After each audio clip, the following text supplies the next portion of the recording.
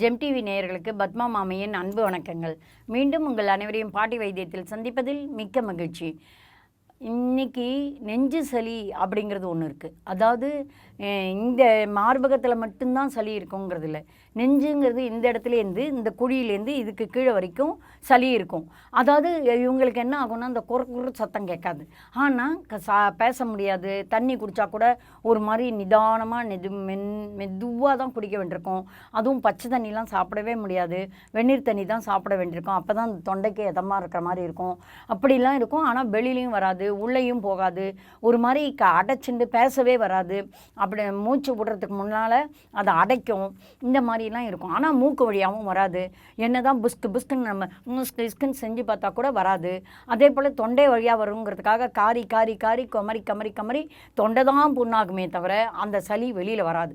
அப்படிலாம் இருக்கும்போது இதுக்கு நம்ம சாதாரணமாக என்ன சொல்லுவோம்னா, பாலில் வந்து மஞ்சப்பொடி போட்டு மிளகு பொடி போட்டு காய்ச்சி சாப்பிட்டா கூட சரியாயிடும். பனங்கற்கண்டு போட்டு அது வந்து ஆரம்ப ஸ்டேஜில் இருக்கும்போது அது சரியாயிடும். ஆனால் சில பேருக்கெல்லாம் கண்ணாட்டம் அந்த நெஞ்சு சளி கட்டிண்டு பிடிச்சிட்டு இருக்கோம். ஏன்னா ஆரம்பத்திலேயே அவங்க கவனிச்சிருக்க மாட்டாங்க. ஒரு அலட்சியம்தான். அந்த அலட்சியத்தினால்தான் இந்த மாதிரி தோஞ்சு போயிடும். பனி மாதிரி அந்த எப்படி ஐஸ் கட்டிலாம் தோயறதோ அந்த மாதிரி தோஞ்சிடும். தயிர் தோயிற மாதிரி தோஞ்சு போயிடும். அதுக்கு பிறகு எடுக்கிறதுங்கிறது கொஞ்சம் கஷ்டமாக இருக்கும். அதை எடுக்கிறதுக்கான வழியை தான் இப்போ சொல்கிறேன். இது கூட நம்ம இப்போ சாப்பிட்றதுனால மோஷனோடு சேர்ந்து கலந்து வெளியில் வந்துடும். அதுக்காக தான் இதை சொல்கிறேன். இது முக்கியமாக பெரியவா நல்லாவே சாப்பிட்லாம். சின்ன குழந்தைகளுக்கு கொஞ்சம் கம்மியாக கொடுங்க, குறைச்சலாக கொடுங்க, அளவாக கொடுங்க. பெரியவங்களுக்கு கொஞ்சம் கூட போனாலும் பரவாயில்ல, குறைஞ்சி போனாலும் பரவாயில்ல. அதனால் ஒன்றும் பிரச்சனைகள்லாம் கிடையாது. தைரியமாக சாப்பிட்லாம். இப்போ என்ன பண்ணணும்னா, கடுக்கா 50 கிராம், அதே போல் திப்பிலி ஒரு 50 கிராம், இது ரெண்டையும் மட்டும் 50 கிராம் எடுத்துக்கோங்க. மிளகு ஒரு 30 கிராம் இருந்தால் கூட போதும். இந்த மூணையும் எடுத்து லேசாக ஒன்றுனா தனித்தனியாக வெறும் சட்டியில் வறுத்துக்கோங்க. வறுத்து நல்லா வறுத்த பிறகு அதை ஆற வச்சு மிக்சியில் போட்டு ஆஸ் யூஷுவல் நம்ம பொடி பண்ணுற மாதிரி பண்ணிவிடுங்க. நல்ல பொடியாகவே நைஸ் பொடியாகவே பண்ணிவிடுங்க. அதை ஈரமில்லாத காற்று போகாத டப்பாவில் போட்டு எடுத்து வச்சுக்கோங்க. இப்போ இந்த சளிக்காக டெய்லியே நீங்கள் பண்ணணும். பெரியவங்களாக இருந்தால் நிச்சயமாக ஒரு 5-6 நாளைக்காவது இந்த மாதிரி சாப்பிட்ணும். அந்த மாதிரி சின்ன குழந்தைகள்னா ஒரு நாள் விட்டு ஒரு நாள் கூட கொடுக்கலாம். இதில் பாதி கூட கொடுக்கலாம், 1/4 பாகம் கூட கொடுக்கலாம். அவங்களுக்கு வயசுக்கு தகுந்த மாதிரி தான் நம்ம தரணும். இப்போ என்ன பண்ணுங்கள், 1.5 டம்ளர் அளவுக்கு தண்ணியை அடுப்பில் வச்சு கொதிக்க விடுங்க.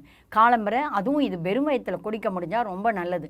அப்படி முடியாது, ஒரு மாதிரி காரமாக இருக்குது அப்படின்லாம் நீங்கள் நினச்சிங்கன்னா கொஞ்சம் நேரங்க, அதாவது காலம்பரை ஏதாவது டிஃபன் சாப்பிட்ட பிறகு ஒரு 1/2 மணி நேரம் 3/4 மணி நேரம் விட்ட பிறகு இதை சாப்பிடுங்க. ஆக மொத்தம் உங்கள் வயிறு வெறும் வயிறாக ஆயிடணும். அதுக்கு பிறகு இதை சாப்பிட்டிங்கன்னா பரவாயில்ல.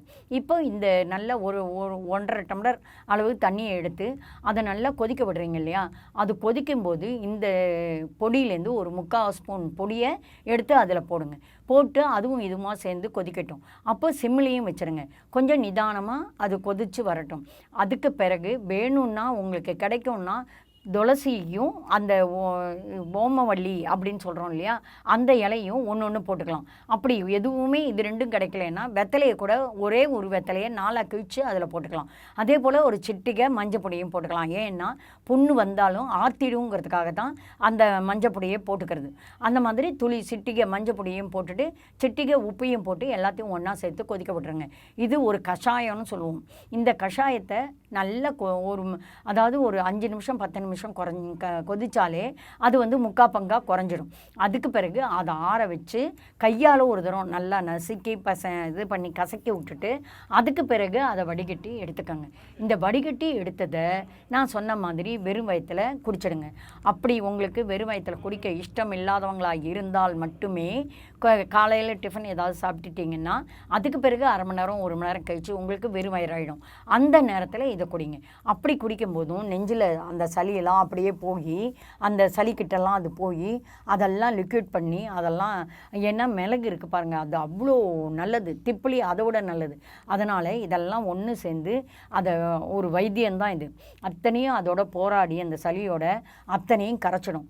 அப்படி கரைச்சிட்டு மோஷனுக்கு கொண்டு வந்துடும். மோஷன் எல்லா பாகமும் போய் கடைசியில் மோஷன்கிட்ட வந்து மோஷன் வழியாக வெளியில் அப்படியே வந்துடும். எல்லாமே அவ்வளோ க்ளீனாக உங்களுக்கு சளி ஒரே நாளில் ஒருவேளை இந்த கஷாயத்தை குடிக்கும்போதே உங்களுக்கு கண்டிப்பாக தொண்டையிலேருந்து உங்களுக்கு எல்லாமே நல்லா இருக்கிறது தெரியும். அந்த தொண்டையில் இருக்கிற கரகரப்பு போயிடும், ஒரு அடைப்பு தன்மை இருக்கும், அது போயிடும், எல்லாமே கிளியர் ஆகி அவ்வளோ சூப்பராக நல்லா பேசுவீங்க. மூச்சு வாங்காது, மூச்சு விடுறதுக்கும் உங்களுக்கு எந்த கஷ்டமும் இருக்காது, ஃப்ரீயாக போய் ஃப்ரீயாக வரும் மூச்சு, அந்த மாதிரிலாம் ஆகும். கண்டிப்பாக இதை செஞ்சு நல்ல பயனடைங்க. மீண்டும் உங்கள் அனைவரையும் வேறொரு மருத்துவ குறிப்புடன் பாட்டி வைத்தியத்தில் சந்திக்கிறேன். நன்றி, வணக்கம்.